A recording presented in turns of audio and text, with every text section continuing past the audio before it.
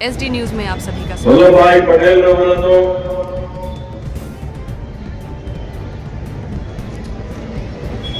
ಮೊದಲನೇ ಪ್ರಧಾನಮಂತ್ರಿಗಳಾದ ಮಾನ್ಯ ಜವಾಹರಲಾಲ್ ನೆಹರೂಜಿ ಅವರನ್ನು ಸಂವಿಧಾನ ಶಿಲ್ಪಿ ಡಾಕ್ಟರ್ ಬಾಬಾ ಸಾಹೇಬ್ ಅಂಬೇಡ್ಕರ್ ಅವರನ್ನು ಎಲ್ಲಾ ಸ್ವಾತಂತ್ರ್ಯ ಸೇನಾನಿಗಳನ್ನು ಮತ್ತು ಕಲ್ಯಾಣ ಕರ್ನಾಟಕ ವಿಮೋಚನೆಗೆ ಕಾರ್ಯಕರ್ತರಾದಂತ ರಮಾನಂದ ತೀರ್ಥರವರನ್ನು ಮತ್ತು ಅವರೆಲ್ಲ ಸಂಘಟನೆಗಳನ್ನು ಸ್ಮರಿಸುತ್ತಾ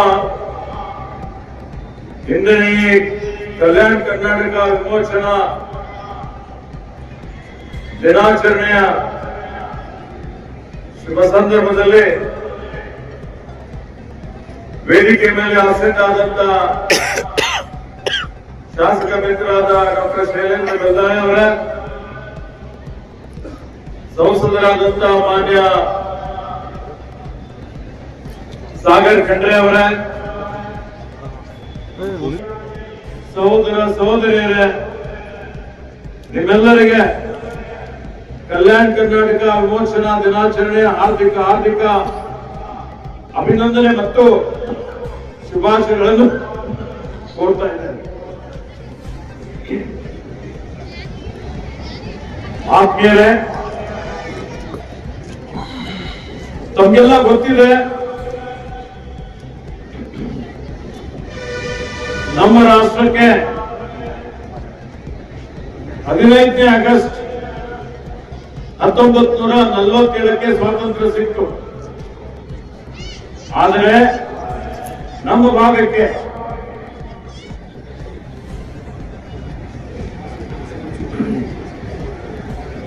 ಕಲ್ಯಾಣ ಕರ್ನಾಟಕ ಭಾಗಕ್ಕೆ ನಮಗೆ ಸ್ವಾತಂತ್ರ್ಯ ಸಿಕ್ಕಂತದ್ದು ಇವತ್ತು 15ನೇ ಸೆಪ್ಟೆಂಬರ್ 1948ಕ್ಕೆ. ಅಂದ್ರೆ ನಮಗೆ 1 ವರ್ಷ 1 ತಿಂಗಳ 2 ದಿವಸ ವಿಳಂಬವಾಗಿ ಸ್ವಾತಂತ್ರ್ಯ ಸಿಕ್ಕಿದೆ. ಈ ದೇಶದಲ್ಲಿ ಸುಮಾರು 560 ಸಂಸ್ಥಾನಗಳಿದ್ದು ಈ ರಾಷ್ಟ್ರಕ್ಕಾಗಿ ಮಹಾತ್ಮ ಗಾಂಧೀಜಿಯವರ ನೇತೃತ್ವದಲ್ಲಿ ಸ್ವಾತಂತ್ರ್ಯಕ್ಕಾಗಿ ದೊಡ್ಡ ಮಟ್ಟದ ಹೋರಾಟ ನಡೀತದೆ. ಈ ಹೋರಾಟದಲ್ಲಿ ಸುಮಾರು ಜನ ಹುತಾತ್ಮರಾಗ್ತಾರೆ, ತಮ್ಮ ಜೀವವನ್ನೇ ಬಲಿದಾನ ಕೊಟ್ಟಿದ್ದಾರೆ. ಗಾಂಧೀಜಿಯವರ ಜೊತೆಯಲ್ಲಿ ನೆಹರೂಜಿಯವರು, ವಲ್ಲಭಭಾಯಿ ಪಟೇಲ್ ರವರು, ಸುಭಾಷ್ ಚಂದ್ರ ಬೋಸ್ ರವರು, ಭಗತ್ ಸಿಂಗ್ ರವರು, ಚಂದ್ರಶೇಖರ್ ಅವರು, ಆಜಾದ್ ರವರು, ಮೌಲಾನಾ ಅಬ್ದುಲ್ ಕಲಾಂ ಆಜಾದ್ ರವರು, ಖಾನ್ ಅಬ್ದುಲ್ ಗಫಾರ್ ಖಾನ್ ರವರು, ಸರೋಜಿನಿ ನಾಯ್ಡು ರವರು, ಬಾಬಾ ಸಾಹೇಬ್ ಅಂಬೇಡ್ಕರ್ ಅವರು, ಹೀಗೆ ಸಾವಿರಾರು ಜನ, ಇವತ್ತು ಯಾರ ಹೆಸರು ಇಲ್ಲ, ಅಸಂಖ್ಯಾತ ಜನ ಈ ದೇಶಕ್ಕಾಗಿ, ತ್ರಿವರ್ಣ ಧ್ವಜಕ್ಕಾಗಿ ಬಲಿದಾನ ಕೊಟ್ಟಿದ್ದಾರೆ, ರಕ್ತ ಕೊಟ್ಟಿದ್ದಾರೆ, ಸೆರೆವಾಸ ಅನುಭವಿಸಿದ್ದಾರೆ, ತಮ್ಮ ಮನೆ ಮಠ ಎಲ್ಲ ಕಳ್ಕೊಂಡಿದ್ದಾರೆ. ಅವರೆಲ್ಲರಿಗೆ ನಾವು ಸ್ಮರಿಸಬೇಕಾಗ್ತದೆ.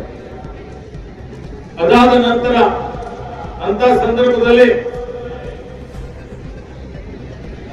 ವಲ್ಲಭಭಾಯಿ ಪಟೇಲ್ ಅವರ ನೇತೃತ್ವದಲ್ಲಿ ಈ ದೇಶದಲ್ಲಿರುವಂತಹ ಎಲ್ಲಾ ಸಂಸ್ಥಾನಗಳು, ರಾಜ ಮಹಾರಾಜಗಳು ಭಾರತ ದೇಶದ ಒಕ್ಕೂಟದಲ್ಲಿ ಸೇರ್ಪಡೆ ಆಗ್ತಾರೆ. ದೇಶ ವಿಭಜನೆ ಆದಂತಹ ಸಂದರ್ಭದಲ್ಲಿ ಬ್ರಿಟಿಷರು ಹೊಡೆದಾಡುವ ನೀತಿಯನ್ನು ಅನುಸರಿಸಿ